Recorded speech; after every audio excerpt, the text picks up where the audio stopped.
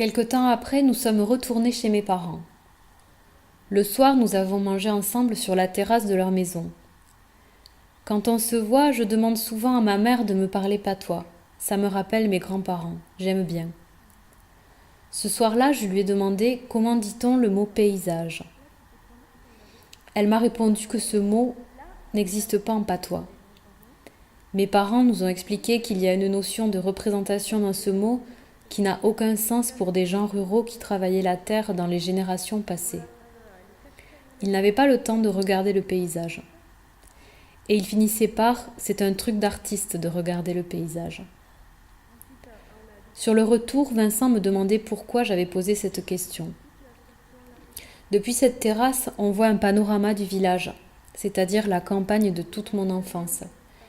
Et c'est aussi celui de mon arrière-grand-père, mon grand-père et ma mère, qui ont tous grandi dans cette maison. Cette année-là, Jean Gab nous avait offert un livre qui parlait justement de ça.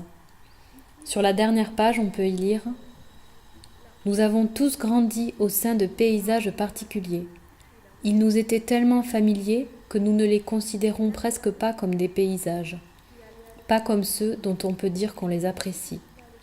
Ils sont comme inscrits dans notre subconscient.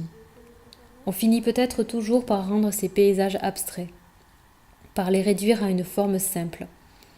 Et il y a dans cette simplicité quelque chose qui détermine ensuite toute notre vie. Même si je n'ai pas le même langage que mes ancêtres, nous avons été marqués par le même horizon, le même point de vue. Comme si nous avions la même empreinte, ou encore que nous étions dans un seul et même sillon. Mais est-ce que je pourrais changer cela si je le voulais ?